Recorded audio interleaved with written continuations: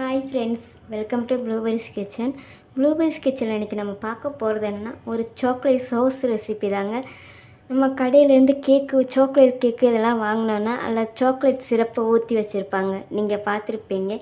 அப்புறம் ஜூஸ் எல்லாம் குடிக்கும்போது அதில் சாக்லேட்டை யூஸ் பண்ணி டிசைனும் பண்ணி நமக்கு தருவாங்க.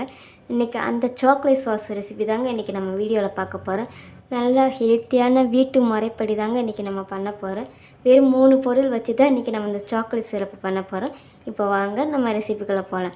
ரெசிபிக்குள்ளே போகிறதுக்கு முன்னாடி இப்போ தான் நீங்கள் முறையாக ப்ளூபெரிஸ் கிச்சனை பார்க்குறீங்கன்னா மறக்காமல் கொஞ்சம் சப்ஸ்கிரைப் பண்ணிக்கோங்க.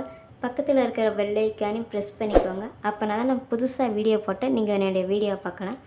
இப்போ வாங்க நம்ம ரெசிபிக்குள்ளே போகலாம். சாக்லேட் சாஸ் பண்ணுறதுக்கு முதல்ல இந்த மாதிரி ஒரு பேன் எடுத்துக்கோங்க.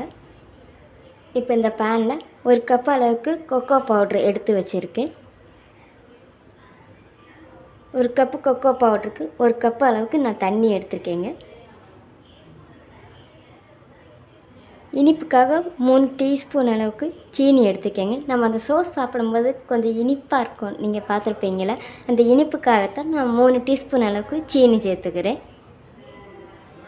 1 டீஸ்பூன் அளவுக்கு நெய்யோ இல்லைனா வாசனை இல்லாத எண்ணெயோ நீங்கள் சேர்த்துக்கலாங்க.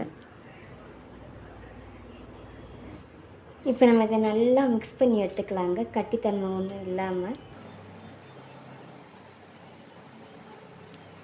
நான் இப்போ 1 கப்பு கொக்கோ பவுடருக்கு 2 கப்பு அளவுக்கு தண்ணி எடுத்துருக்கேங்க. இப்போ இந்த மிச்சம் இருக்கிற 1 கப்பு தண்ணியை நான் சேர்த்துக்கிறேன்.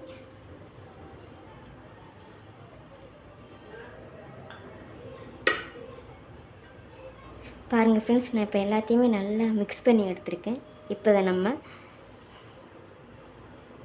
சாக்லேட் சிரப் ரெடி பண்ணிக்கலாம்.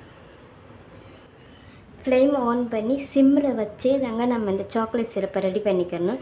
ஏன்னா நம்ம ஃப்ளேமை ஹையில் வச்சு பண்ணுறதுக்கு அதுக்கு தீஞ்சு போயிடும், அதுக்கு தான் நான் சொல்கிறது. ஃப்ளேமை ஆன் பண்ணிவிட்டு சிம்மில் வச்சே குக் பண்ணி எடுத்துக்கோங்க. 10லேருந்து ஒரு 15 நிமிஷம் போதுங்க. நமக்கு இது சிரப்பு அப்படியே குக்காகி அப்படியே திக்காக தொடங்கும். ஒரு ஸ்மூத்தியான கன்சிஸ்டன்சிக்கு வரும். இந்த மிக்சர் 1 கப்பு கொக்கோ பவுடருக்கு 3 மடங்கு தண்ணி நமக்கு வருங்க. எந்த கப்பில் நம்ம கொக்கோ பவுடர் எடுத்தோமோ அந்த கப்புக்கு 3 கப்பு அளவுக்கு தண்ணி சேர்த்துக்கோங்க.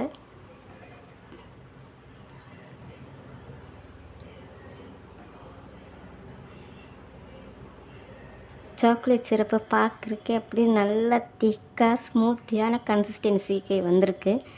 10லேருந்து ஒரு 15 நிமிஷம் போதும், நமக்கு இது நல்லா குக்காகி வந்துடும்.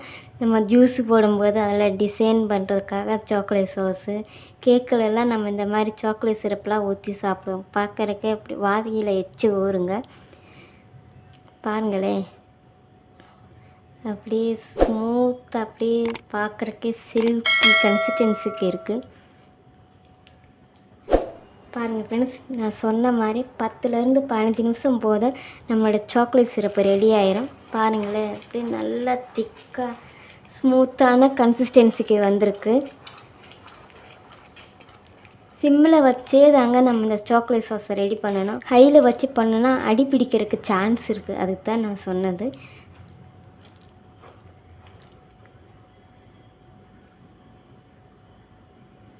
பாருங்களேன், பார்க்குறக்கு அப்படியே பளபளன்னு இருக்குது. இப்போ இந்த ஸ்டேஜில் வாசனைக்காக நான் கொஞ்சோண்டு வானிலா எசன்ஸு,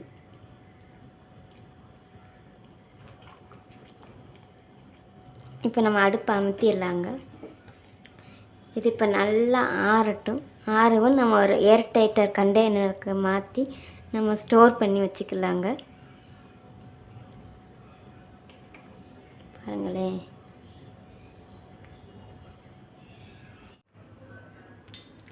பாருங்களேன், நான் ஆறவு இப்போ ஒரு பாத்திரத்துக்கு ஏர்டைட்டர் கண்டெய்னரில் மாற்றி வச்சுருக்கேங்க. இந்த நம்ம ஃப்ரிட்ஜில் ஸ்டோர் பண்ணி நல்லா சில் பண்ணி கேக்குலேயோ ஜூஸ் ரெசிபீஸோ இல்லைன்னா ப்ரெட்டில் இந்த மாதிரி தடவி சாப்பிட்றதுக்கு சூப்பராக இருக்கும். அப்படியே பார்க்குறதுக்கே அப்படியே ஸ்மூத்தாக சில்கியாக இருக்குங்க. இப்போ நம்மளுடைய அருமையான சாக்லேட் சிரப்பு ரெடி ஆயிடுச்சுங்க. இன்றைக்கி இந்த ரெசிபி உங்களுக்கு பிடிச்சிருக்குன்னு நினைக்கிறேன். பிடிச்சிருந்துச்சுன்னா மறக்காமல் ப்ளூபெரிஸ் கிச்சனை சப்ஸ்கிரைப் பண்ணிக்கோங்க, லைக் பண்ணிக்கோங்க. தேங்க்யூ.